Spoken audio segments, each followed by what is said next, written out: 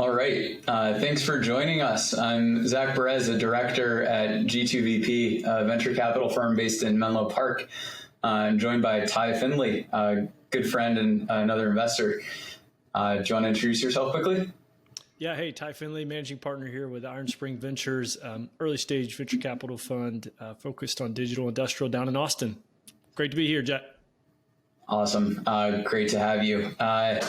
So our friends at FreightWaves asked us to talk a little bit about what it means to be a sector-focused fund and the advantages of being sector-focused. But actually, before I get into that, do you realize the last time we saw each other in person was at FreightWaves in Chicago last year? You are spot on. I did not realize that, but it was the FreightWaves before FreightWaves went at home or at live. That's wild to think about, but so goes 2020. Nothing has changed in the last year, right? I grew a beard. I got, a little bit. Looks great. Well, first I'll just say for G2, what we do, we invest in later stage ventures, later stage VC companies that are sustainably transforming traditional industries. And for us, that means industries like transportation, manufacturing, supply chain logistics, ag, energy. I guess before diving into a few kind of questions and topics, what does sector focus mean for Ironspring? Yeah, it's very similar for us. We focus on earlier stage venture investments in what we define as digital industrial, and that's a fancy buzzword, but legacy industries such as transportation, manufacturing, construction, energy.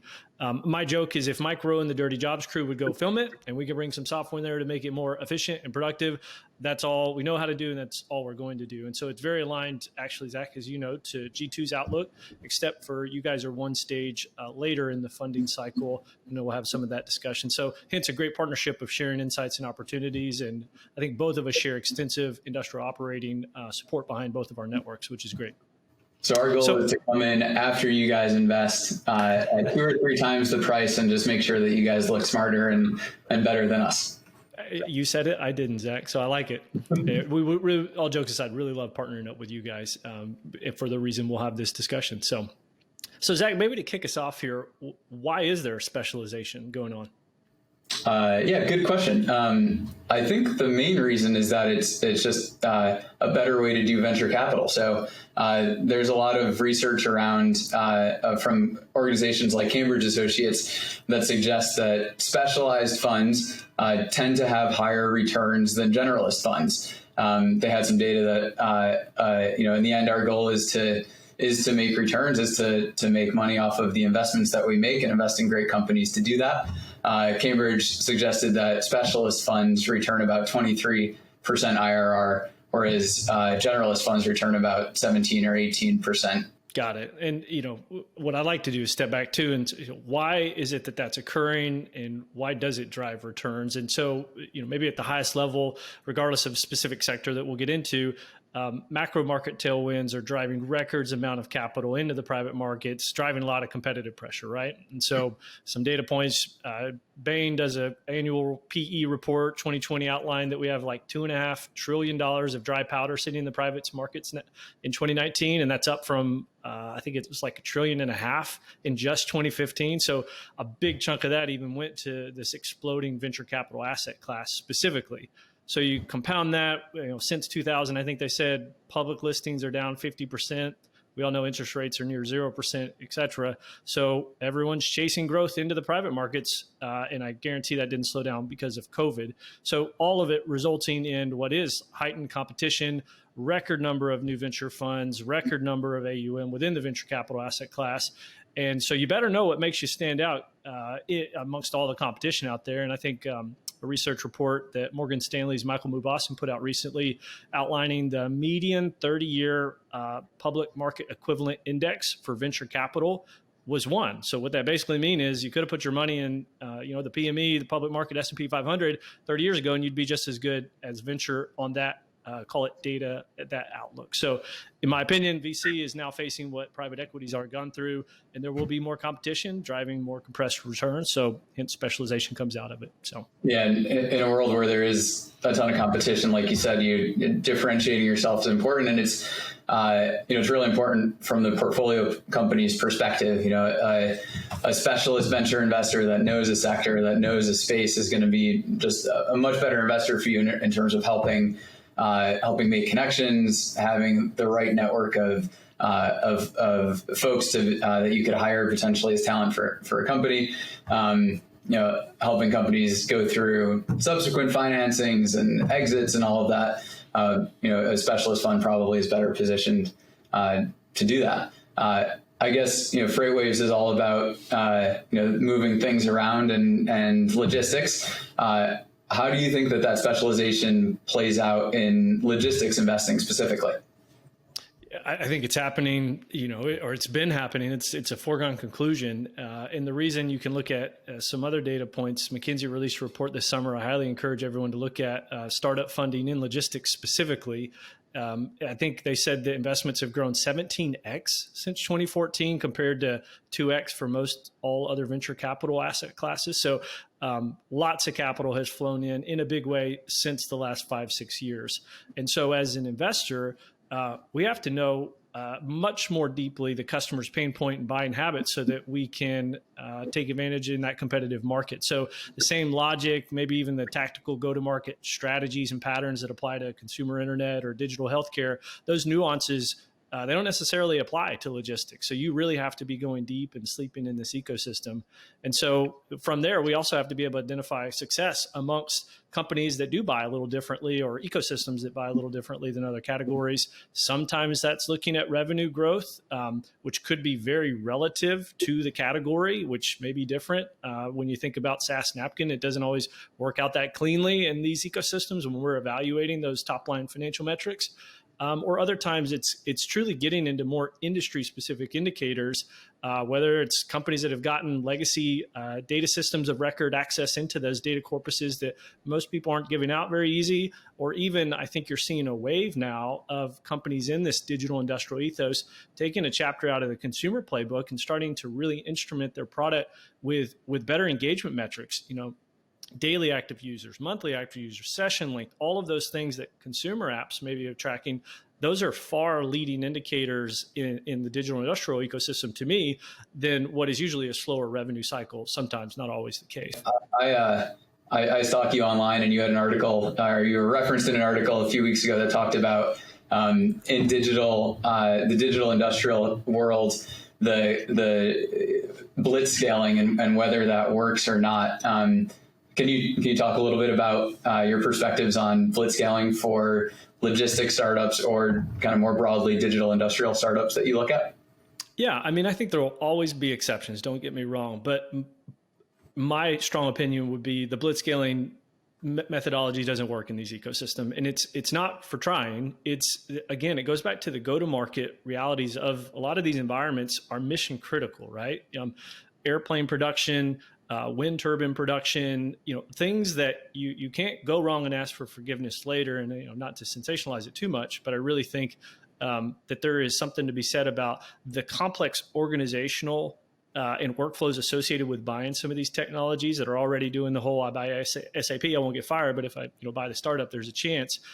It's just totally different than consumer and healthcare. So I really, really stress to founders, which is at the end of the day what matters here, just making sure to begin with the end in mind and really capitalize those businesses appropriately, because there are massive opportunities to drive great returns and drive a lot of value to the customer and the startup, but you got to be thoughtful from the very beginning on it. So for sure. Yeah, we always say a startup should raise the least amount of capital to take the biggest risks off the table or as early as possible. And so sometimes that doesn't mean raising the largest possible round that you can. It's raising a more measured round that gets you to a milestone that allows you to kind of show that next proof point. That sounds like that's what you mean when you say capitalize yourself appropriately.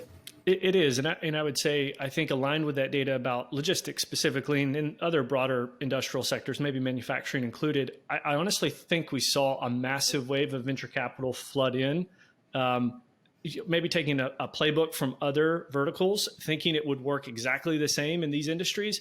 And I think we're now, after 5 or 6 years, and some good, some bad, I think we're starting to see lessons learned be shared, kind of like what we're doing today and with other conversations we've had. And hopefully that, again, gets back to the founders of, these are different industries that buy differently and scale differently, and you need to be thoughtful about it at the earlier stage. So,